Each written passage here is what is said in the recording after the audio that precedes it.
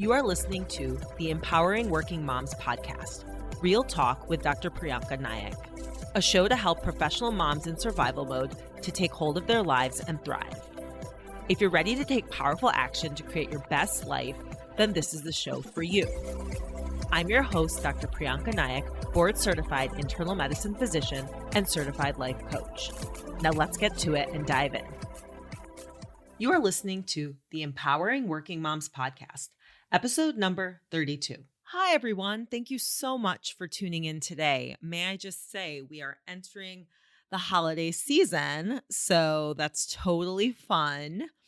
The unfun part, though, as a working mom, as you very well know, is there are days off from school. And sometimes when those days don't fall on national holidays, like the Wednesday before Thanksgiving, let's say, and you don't have backup childcare, you really can't work that day. So, as inconvenient as that might be, I made an active decision to embrace time off from work to spend with my children, mainly my older one, because his school was the one that had no school the Wednesday before Thanksgiving. So I really embraced that to spend a full day with him, get one-on-one time, and I definitely wasn't seeing patients, but even when it comes to my coaching business, really more or less taking the day off. So I see you moms out there taking care of your kids when there are days off from school, if you don't have somebody you can rely on or a babysitter. And really, the work I do is similar to this, really shifting my mindset to enjoy my life and really be grateful for opportunities like the one where my son's school is off. My coaching program really helps moms in male-dominated fields who are silently suffering from mental exhaustion and burnout to enjoy the life that they've worked so hard to build because they deserve it, using my proven methodology to really heal the underlying causes. To get started on enjoying your life, check out my free masterclass on 4 methods to love your life. The link is in the show notes. Today, I want to talk about grief. And the reason I want to talk about this is because this is such a natural part of life. It is so pervasive. It comes and it goes in our lives so much. And yet, so many people don't know how to deal with it. They don't know how to process it. And really, if you don't deal with it and process it, this can have serious repercussions like depression or anxiety, right?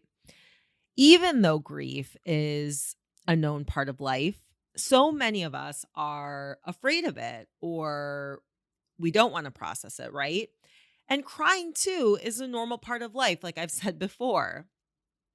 And if we can allow these discomforts, the discomfort of crying or grieving, then we can process it and actually move forward.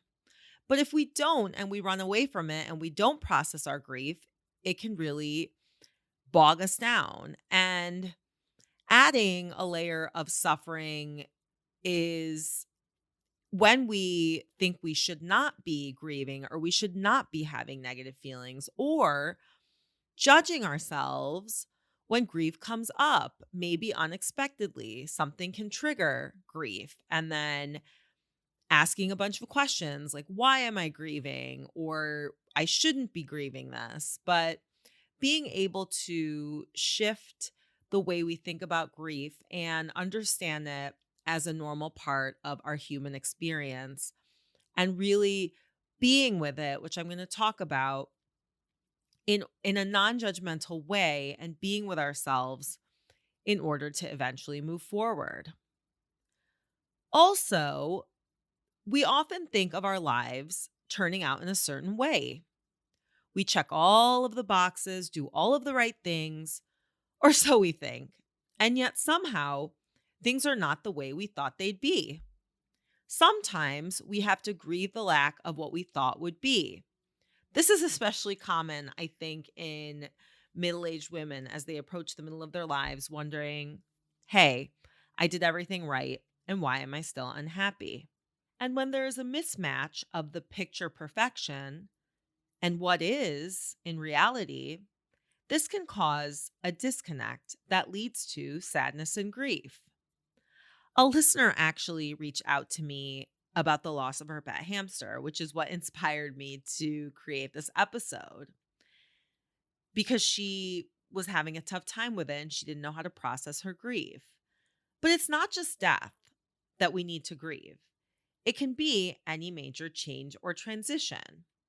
It could be a job change or the loss of a partner or a change in a relationship, losing a friend or divorce, just grieving the life that we thought we were going to have, or moving cities and missing our old neighborhood and old friends. I remember when I moved and I had to let my nanny go, I cried on and off for 2 months, no joke, because I missed her so much after I moved. So, as I said, transitions are times of grief as well.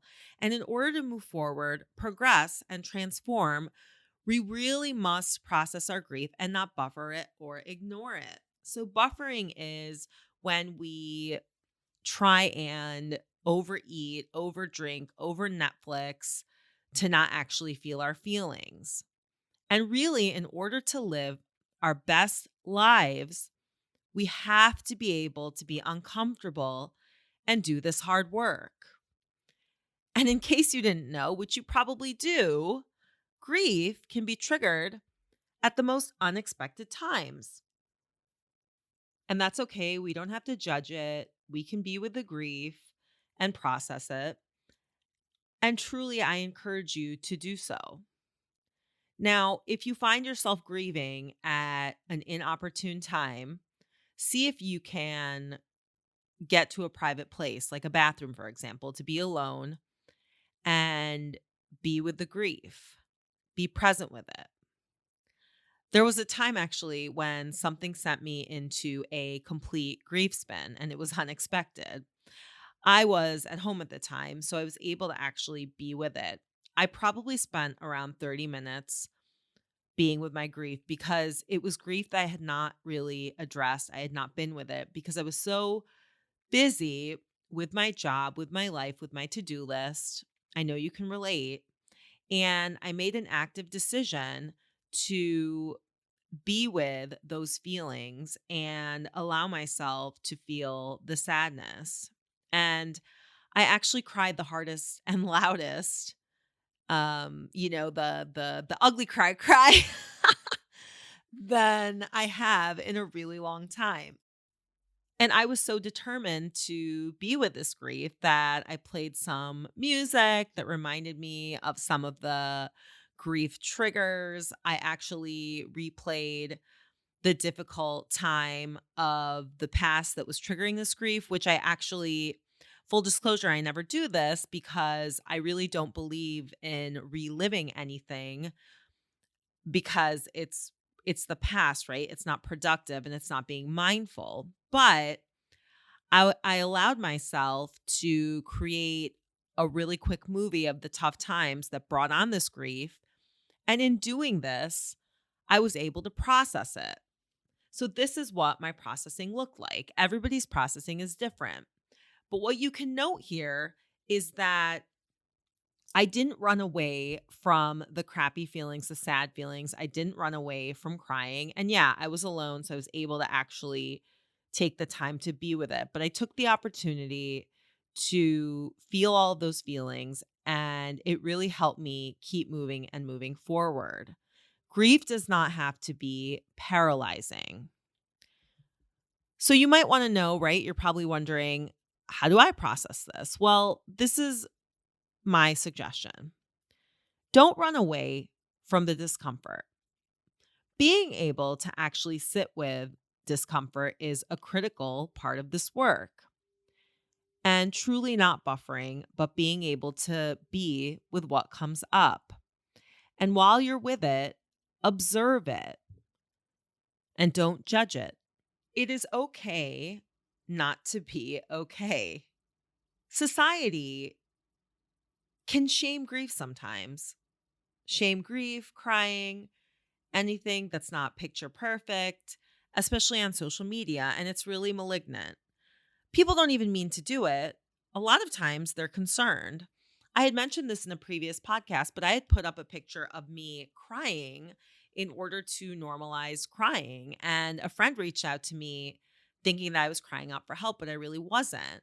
I also put up a video to acknowledge all the single mothers on my Instagram during the holidays because there are a lot of family photos. And I'm sure many women who are in transition or even maybe they don't have their children because they have 50-50 custody or something like that, right?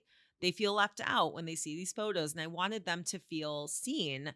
And so I posted this video acknowledging them, and an acquaintance texted me asking me if I was okay, which I don't really understand how that was relatable to me not being okay. But point being, I said yes. And then she asked, "Are you sure?"